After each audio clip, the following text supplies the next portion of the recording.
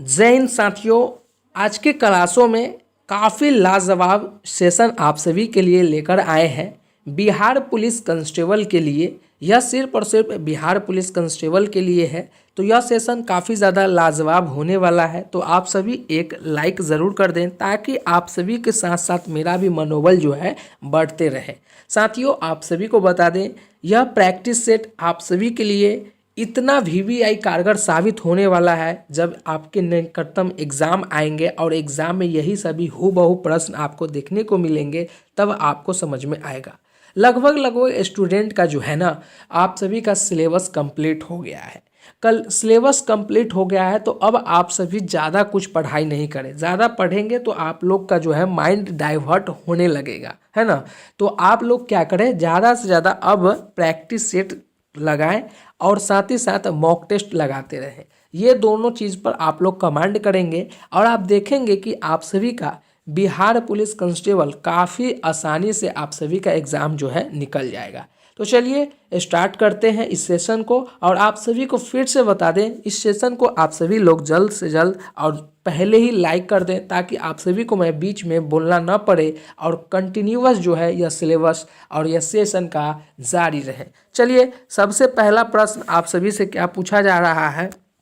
पहला प्रश्न सवाल नंबर 223 में आप सभी से क्या पूछा जा रहा है कि बोध गया में महाबोधि मंदिर परिसर में पहला मंदिर किसने बनवाया था। 4 ऑप्शन दिया गया है, आप सभी को बताना है।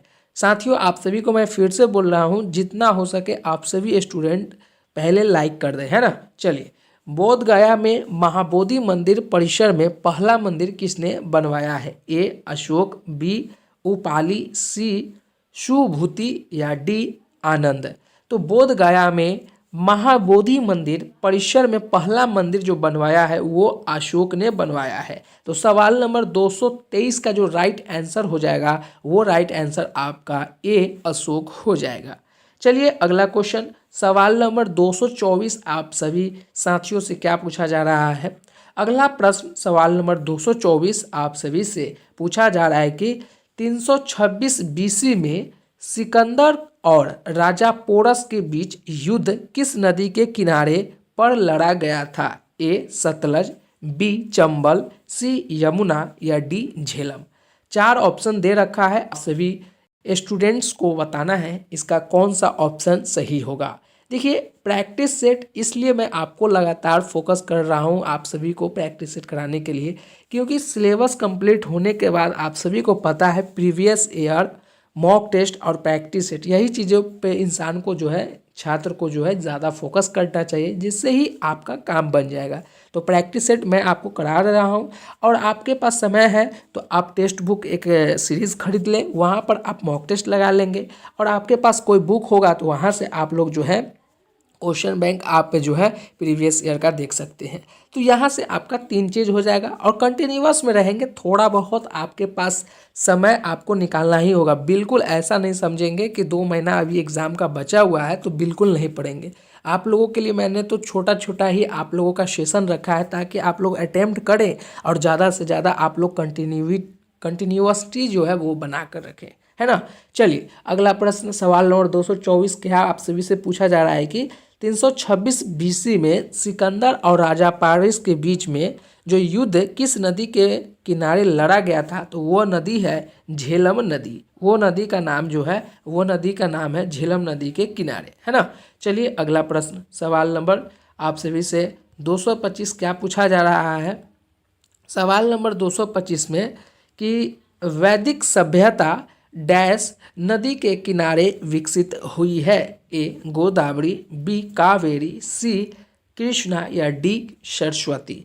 तो वैदिक सभ्यता जो है वो सरस्वती नदी के किनारे विकसित हुई है। तो सवाल नंबर 225 का जो राइट आंसर हो जाएगा वो राइट आंसर आप सभी का डी हो जाएगा। चलिए अगला क्वेश्चन सवाल नंबर 226 आप सभी साथियों से क्या पूछा जा रहा है। राजा हर्षवर्धन ने ज्ञान का एक बड़ा केंद्र स्थापित किया जिसे डैश में भद्र विहार कहा जाता है। ए मथुरा को, बी काशी को या सी कन्नौज को या डी हरिहर को। काफ़ी सिंपल प्रश्न है, राजा हर्षवर्धन ने ज्ञान का एक बड़ा केंद्र स्थापित किया जिसे कन्नौज में भद्र विहार कहा जाता है। तो सवाल नंबर 226 का जो सही ऑप्शन हो जाएगा वो ऑप्शन आपका सी हो जाएगा। चलिए नेक्स्ट क्वेश्चन की तरफ चलते हैं। अगला क्वेश्चन सवाल नंबर 227 आप सभी से क्या पूछा जा रहा है।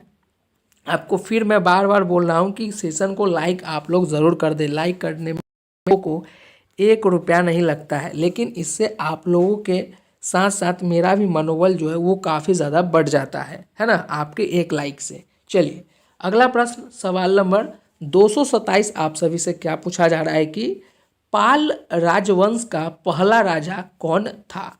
ए गोपाल, बी नंदपाल, सी धर्मपाल या डी देवपाल।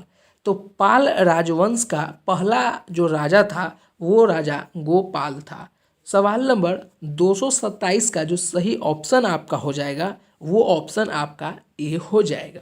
नेक्स्ट प्रश्न आप सभी से क्या पूछा जा रहा है सवाल नंबर 228 में कि ऐहोल शिलालेख निम्नलिखित में से किस शासक के साथ जुड़ा हुआ है। ए विक्रमादित्य, बी पुलकेशिन, सी अकबर या डी अशोक।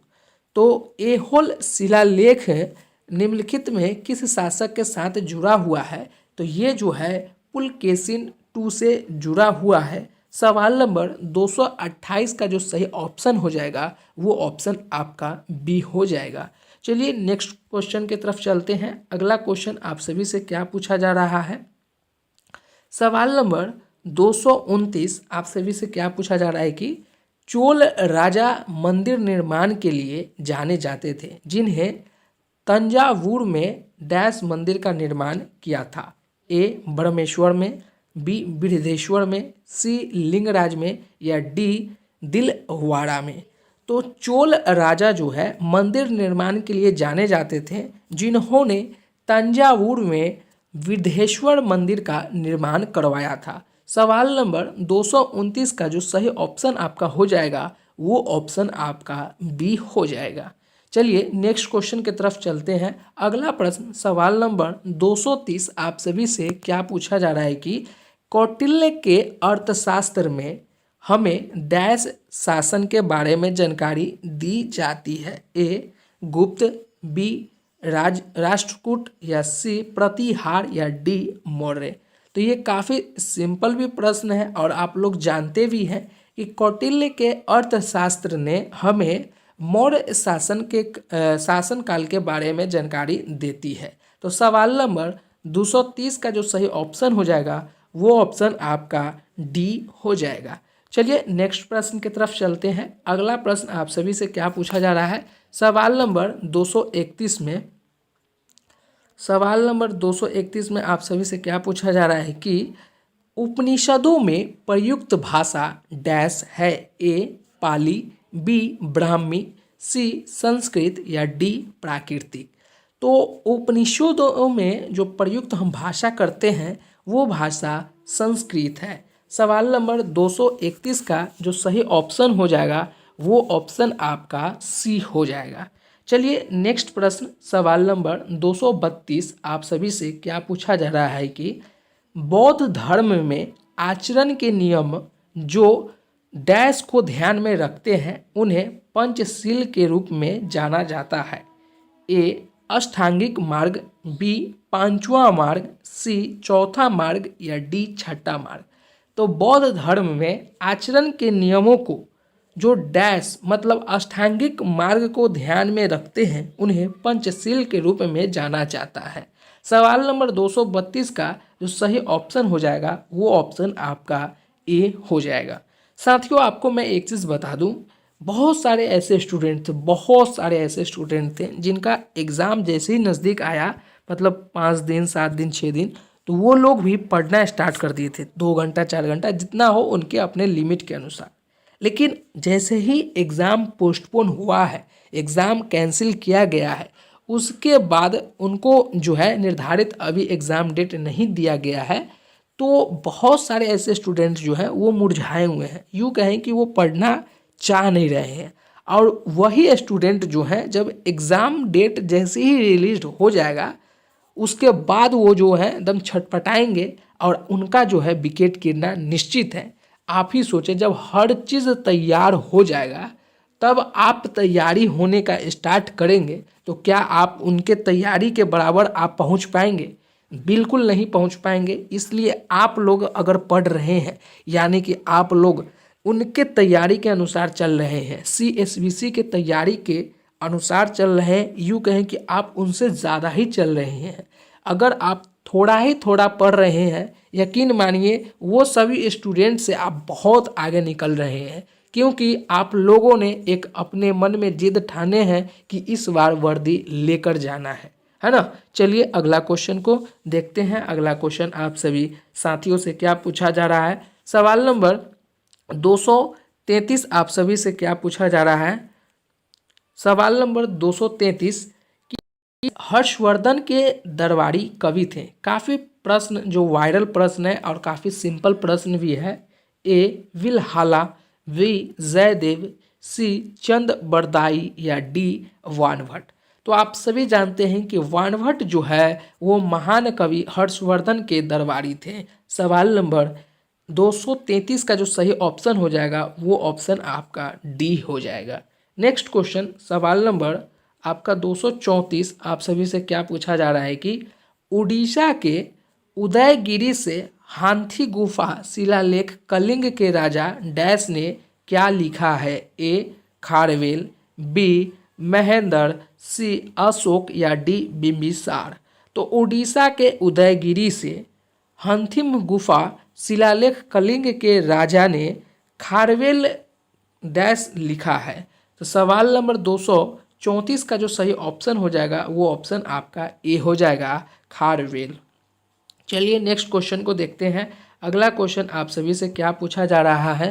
अगला क्वेश्चन सवाल नंबर 235 आप सभी से पूछा जा रहा है कि समुद्रगुप्त की माता निम्नलिखित में से किस गंज से संबंधित है? ए लिच्छवी, बी शाक्य, सी वज्जी या डी कोलीय। तो समुद्रगुप्त की माताएं जो है वो लिच्छवी गण से संबंधित है। तो सवाल नंबर 235 का जो सही ऑप्शन हो जाएगा वो ऑप्शन आपका ए हो जाएगा। नेक्स्ट क्वेश्चन सवाल नंबर 236 कि नागभट्ट निम्नलिखित में से किस राजवंश के राजा थे? ए रेड्डी, बी प्रतिहार, सी काकती या डी वर्धन। तो नागभट्ट जो है वो प्रतिहार राजवंश के राजा थे। सवाल नंबर 236 का जो सही उत्तर हो जाएगा उसका उत्तर बी हो जाएगा। चलिए नेक्स्ट प्रश्न की ओर चलते हैं। अगला प्रश्न सवाल नंबर 237 कि वैदिक गणित का सबसे महत्वपूर्ण ग्रंथ कौन है? शतपथ ब्राह्मण, अर्थवेद,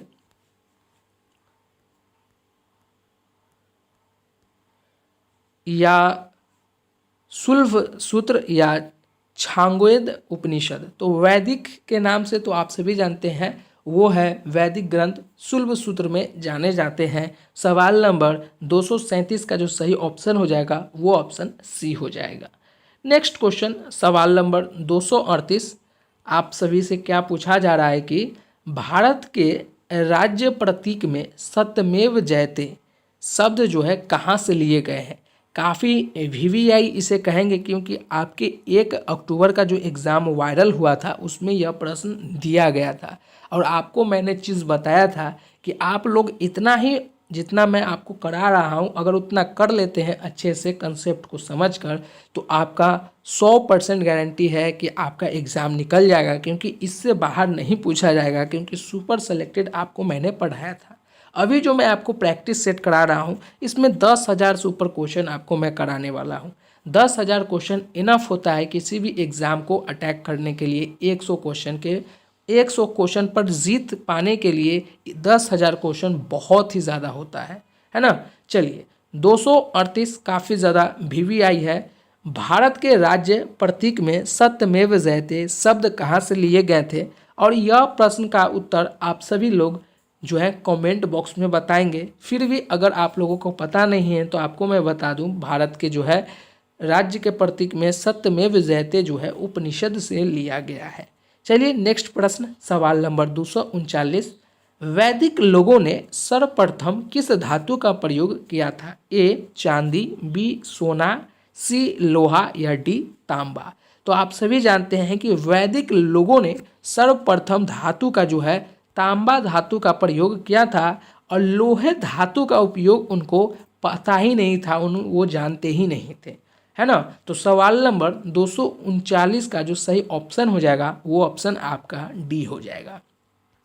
नेक्स्ट क्वेश्चन की तरफ चलते हैं। अगला क्वेश्चन आप सभी से क्या पूछा जा रहा है? अगला क्वेश्चन सवाल नंबर 240, भारत की जातीय व्यवस्थाएं के लिए क्या बनाया गया था? ए श्रम की गतिहीनता, बी श्रम की गरिमा की पहचान, सी आर्थिक उत्थान या डी श्रम का व्यावसायिक विभाजन। सवाल नंबर 240 का सही ऑप्शन कौन होगा? भारत की जाति व्यवस्थाएं के लिए बनाया गया था श्रम का व्यावसायिक विभाजन। सवाल नंबर 240 का जो सही ऑप्शन हो जाएगा वो ऑप्शन आपका डी हो जाएगा। नेक्स्ट प्रश्न सवाल नंबर 241, जो फसल वैदिक लोगों को ज्ञात नहीं थी वह क्या है? ए जौ, बी गेहूँ, सी चावल और डी तंबाकू। और काफ़ी सिंपल भी क्वेश्चन है, आप लोग अपने दिमाग से भी बता सकते हैं कि तंबाकू जो है ये वैदिक काल में यह फसल उपयोग में नहीं लाए जाते थे और उपज इसका नहीं किया जाता था। जौ सबसे पहले किया गया है, उसके बाद गेहूं, उसके बाद चावल, लेकिन तंबाकू का उपयोग इधर हम लोगों ने किया है जो कि निजात पहले वैदिक लोगों द्वारा नहीं किया गया था। चलिए नेक्स्ट प्रश्न सवाल नंबर 242 आप सभी से क्या पूछा जा रहा है कि वैदिक आर्यों का मुख्य भोजन क्या था? ए जौ और चावल, बी दूध और उसके उत्पादन, या सी चावल और दाल, या डी सब्जियां और फल। तो वैदिक आर्यों का मुख्य भोजन जो था वो था सब्जी और फल। तो सवाल नंबर 242 का जो सही ऑप्शन हो जाएगा वो ऑप्शन आपका डी हो जाएगा। नेक्स्ट क्वेश्चन सवाल नंबर 243, आयु के आरोही क्रम में आर्य समाज में मनुष्य के जीवन की निम्नलिखित अवस्थाओं में से कौन सी एक सही अवस्थाएं हैं? ए ब्रह्मचर्य, गृहस्थ, वानप्रस्थ, संन्यास, या बी गृहस्थ, ब्रह्मचर्य, वानप्रस्थ और संन्यास, या ब्रह्मचर्य, वानप्रस्थ या संन्यास, उसके बाद गृहस्थ, या गृहस्थ, संन्यास, या वानप्रस्थ या ब्रह्मचर्य। तो सवाल आपसे क्या पूछ रहा है? सवाल आपसे पूछ रहा है कि आयु के आरोही क्रम में आर्य समाज में मनुष्य के जीवन किस प्रकार का था, किस अवस्था में था।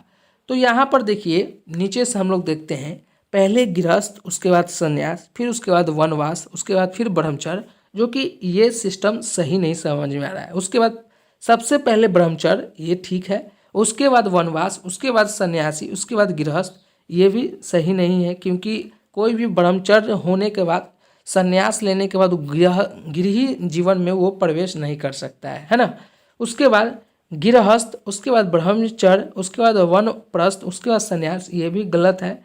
तो ऑप्शन आपका 243 का ऑप्शन ए हो जाएगा, पहले ब्रह्मचर्य, उसके बाद गृहस्थ जीवन, उसके बाद वानप्रस्थ जीवन, उसके बाद संन्यास, है ना। तो सवाल नंबर 243 का जो सही ऑप्शन हो जाएगा आपका वो ऑप्शन ए हो जाएगा।